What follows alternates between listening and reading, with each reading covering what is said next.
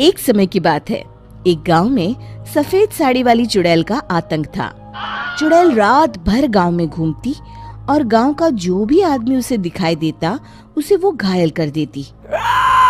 अरे कोई तो बचाओ, मर गया रे।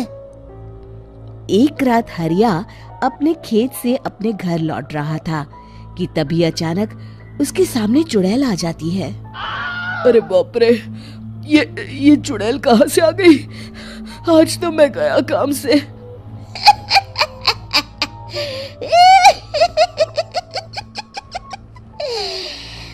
आज मुझे मेरा शिकार मिल गया। अरे चुड़ैल दीदी, मुझे छोड़ दो। जैसे ही चुड़ैल हरिया की तरफ बढ़ती है, हरिया वहां से भाग जाता है और अपने घर के दरवाजे पे पहुंचता है। अरे भगवान, जल्दी से दरवाजा खोलो, मेरे पीछे चुड़ैल पड़ी है। हरिया की पत्नी जल्दी से दरवाजा खोल देती है। अरे आप इतना हाफ क्यों रहे हैं? अरे मेरे पीछे चुड़ैल पड़ी है, आज तो मैं बाल बाल बच गया। जल्दी से सभी दरवाजे और सभी खिड़कियों को बंद करके बत्ती बुझा दो। तभी चुड़ैल हरिया के घर के पास पहुंच जाती है। अरे वो आदमी कहाँ गायब हो गया?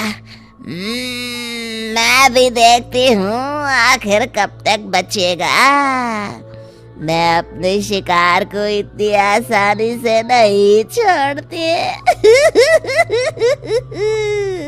इतना कहकर चुड़ैल वहां से चली जाती है। वहीं दूसरी तरफ हरिया और उसकी पत्नी दोनों अपने घर की खिड़की से ये सब देख रहे होते हैं। अरे बाप रे, ये तो बड़ी डरावनी चुड़ैल थी। अगले दिन ये बात आग की तरह पूरे गांव में फैल जाती है और धीरे धीरे लोग चुड़ैल के डर के मारे शाम होते ही अपने घरों से बाहर निकलना बंद कर देते हैं। कुछ दिनों के बाद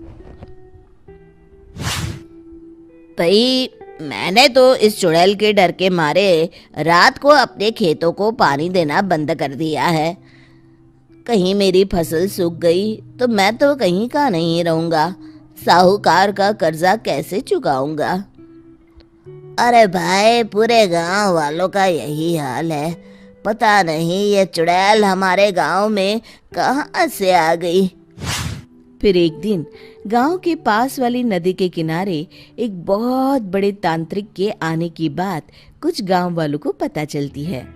वो लोग जाके ये बात गांव के मुखिया को बताते हैं।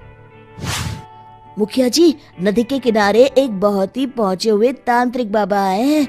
हमें उनसे मदद मांगनी चाहिए। मैंने सुना है वो बड़े बड़े भूतों और चुड़ैलों को अपने वश में कर लेते हैं। मुखिया जी सभी गांव वालों को लेकर उस तांत्रिक के पास पहुंच जाते हैं। ओम फट स्वाहा, ओम फट स्वाहा।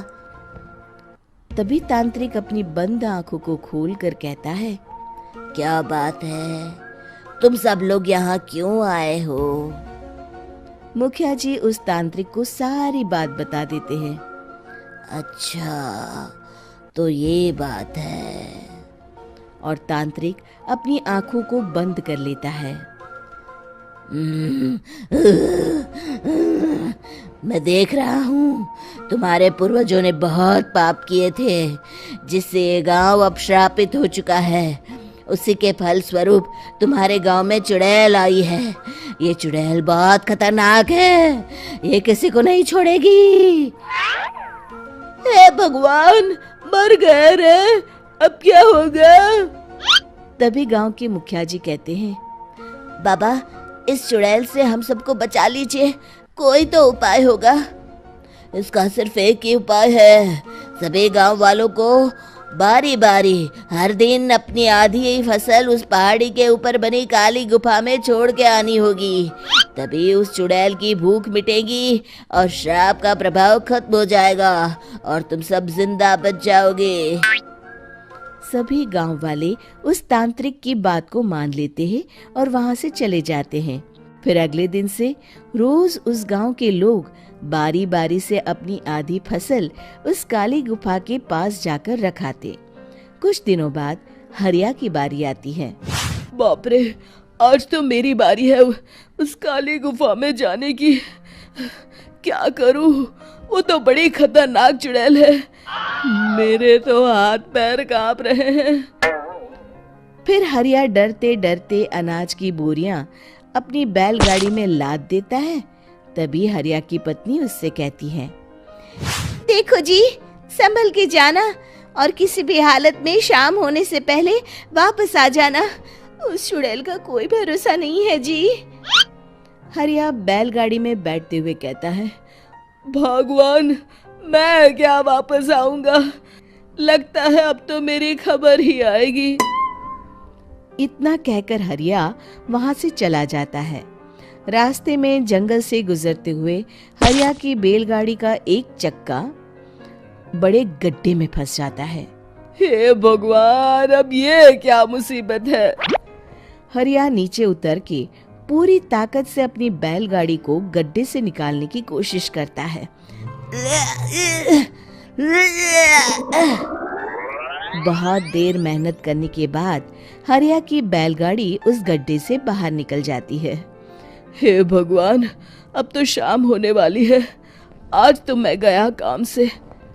जैसे तैसे हरिया काली गुफा में पहुंच जाता है।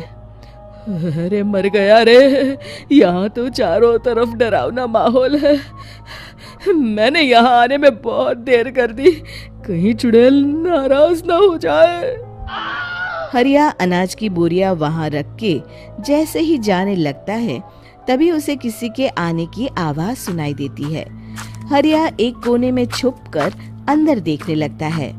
चुड़ैल वहां आती है और फिर अपने चेहरे से नकली चुड़ैल का मुखौटा निकाल देती है। हरिया ये देख के हक्का बक्का रह जाता है। तभी चुड़ैल कहती है, भैया यहाँ आना। आज तो बहुत अनाज आया है, इसे मिलाकर अब हमारे पास ढेर सारा अनाज जमा हो गया है। कल ही हम इसे शहर में बेच आएंगे और माला माल हो जाएंगे। तभी अंदर से नदी के किनारे वाला तांत्रिक बाहर आता है। अरे, ये तो तांत्रिक बाबा है। हाँ, अब तो हम दोनों की जिंदगी मजे में कटेगी। गांव वालों को बेवकूफ बनाना इतना भी मुश्किल नहीं था। लोग तो तुम्हें सच में असली चुड़ैल समझते हैं। हाँ, तुमने सही कहा। अब ये गांव वाले चुड़ैल के डर से जिंदगी भर इस काली गुफा में अनाज पहुंचाते रहेंगे। अच्छा, तो ये बात है। ये दोनों पूरे गांव वालों को बेवकूफ बना रहे हैं। अभी जाकर सबको बताता हूँ। हरिया उन दोनों की पूरी बातें सुन लेता है और जल्दी से वापस गांव में आता है। गांव वालों को पूरी बात बता देता है। इससे पहले वो दोनों हमारा अनाज लेकर शहर जाए, हमें उन दोनों को पकड़ना होगा। उधर दूसरी तरफ नकली तांत्रिक और नकली चुड़ैल बनी औरत एक बड़ी गाड़ी में सारा अनाज लाद के वहां से निकलने की तैयारी कर रहे होते हैं। जल्दी करो, इससे पहले हमें कोई देख ले, हमें यहाँ से निकलना होगा। और तभी वो दोनों देखते हैं कि सामने से सभी गांव वाले अपने अपने हाथों में मशाल लेके आ रहे हैं। दोनों बुरी तरह डर जाते हैं। रुक जाओ, तुम दोनों का भांडा फूट चुका है। अरे मर गए रे, ये गांव वाले कहाँ से आ गए? तुमने क्या सोचा इतनी आसानी से यहाँ से निकल जाओगे? ये अनाज हमने अपने खून पसीने से दिन रात खेतों में मेहनत करके उगाया है। दोनों मुखिया जी के पैरों में गिर जाते हैं। हमें माफ कर दीजिए, हम दोनों एक नंबर के कामचोर हैं। बिना मेहनत किए पैसे कमाना चाहते थे। हाँ हाँ, अब हम आगे से मेहनत मजदूरी करके पैसे कमाएंगे। हमें कुछ मत करना, हमें छोड़ दीजिए।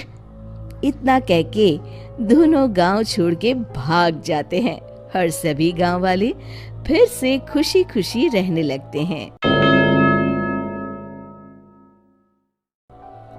शिक्षा, तभी तो कहते हैं कि किसी भी समस्या का समाधान केवल सूझबूझ से ही करना चाहिए और कभी हिम्मत नहीं हारनी चाहिए।